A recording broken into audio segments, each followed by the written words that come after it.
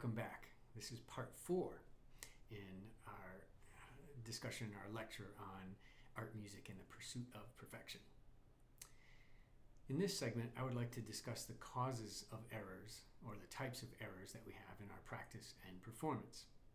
Now, in my mind, I've broken these down into 3 broad categories.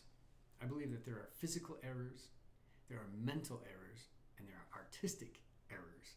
So 3 different types: physical, mental, and artistic. And I believe that we need to break them into these different segments or categories to understand them and to correct them. It helps a lot, I think. First off, physical errors. Physical errors can be caused by many different things. One, it can be a lack of skill or technique. If we're trying to play, for instance, the Aranjuez, and we can't play the fast scales in there up to tempo. Well, the mistakes we make in that would probably be caused by a lack of skill or technique. We haven't developed ourselves highly enough yet. So that's one way. Another way, it could be physical errors caused by a lack of preparation or improper practice. We're playing along and we're not really quite sure what comes next, so we leap up to that note, miss it. That happens. We're just not very well prepared. Doesn't mean we don't know where it is, but we're not able to think ahead because we got so much going on that we're kind of bogged down with this note and that note, and pretty soon we miss it because we haven't been prepared enough for that moment in the piece, and we just need to know the piece better. Then there's physical errors caused by incorrect or altered fingering. Now, many times I've been playing a piece, I'll play along, and suddenly, I don't know why, inexplicably, I'll try a different fingering, or not even consciously, just a different fingering happens. And it may work, I may actually play the right note, but then the next one might be wrong because now I'm jumbled up with my fingers. So that's another way. There's physical errors caused by miscalculation. You go to do a shift, you don't move quite far enough, etc. Another one that's very important, I believe, is errors that are caused by excessive tension in our hands. I notice this in my own playing quite often, especially in live performances where I tend to dig in a little harder. And so that's something that's a little harder to root out in the practice room because it doesn't happen as much there as it does on stage. Anyway, then there's other physical errors caused by anxiety. Now, anxiety, there's a couple of different ways to look at that. It triggers some physical responses, the fight-flight syndrome that you've heard of before. There's also the freeze-faint aspect of that, where we basically freeze up in conditions where we are under stress or duress. And so those can cause physical errors. So there's a bunch of different ways of looking at physical errors. The good thing is most of those can be corrected with proper preparation, relaxing, and so forth. So that's something that we can change in the practice room in most situations, through better preparation. The next section are mental errors. Now, mental errors are a little tougher to root out, in my opinion. The first one category could be caused by lack of preparation. You simply don't know the piece well enough yet.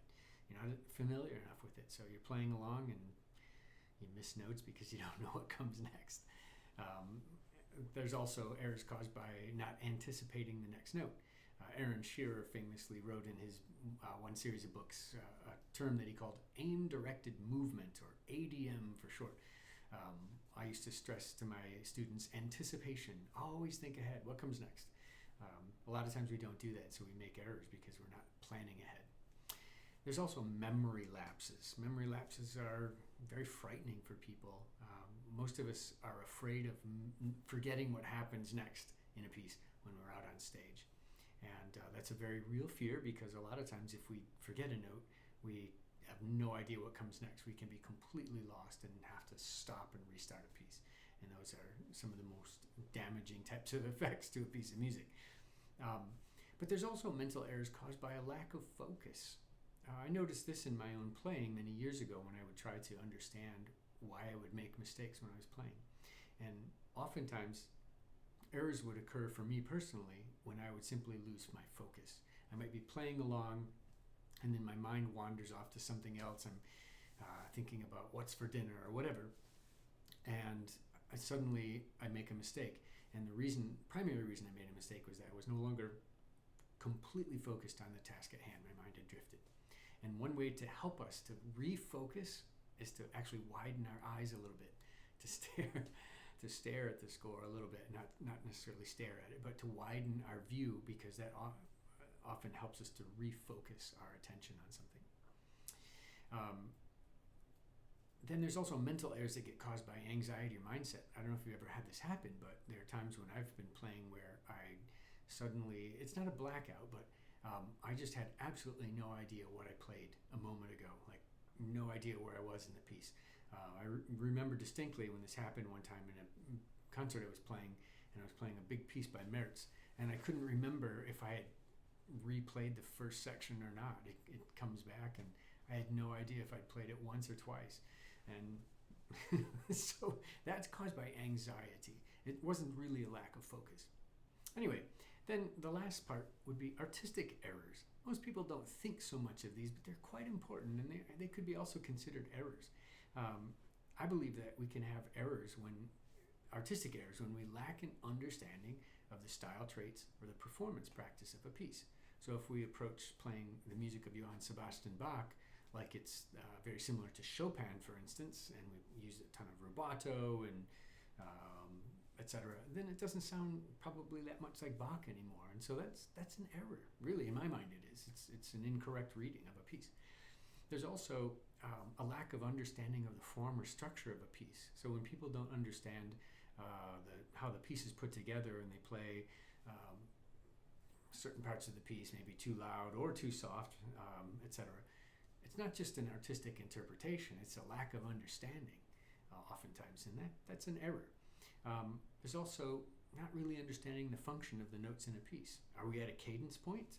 If we're at a cadence point, perhaps we should slow down a little bit, or slow the forward pulse a bit, the momentum, so that it feels like we've capped off an idea and now we're ready to start another one.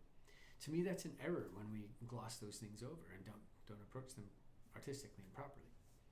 And then lastly, I believe an overall well-developed artistic image of a piece, how it should flow from beginning to end, taking into account basically all the artistic things I just talked about.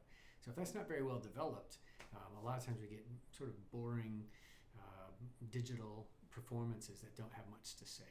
So those are errors also. Anyway, in this section we looked at 3 different types of errors and causes of them, and ways that they affect us in performance. And hopefully this will help you to think about what causes you to make an error in a piece. And then next we'll look at the effects of it.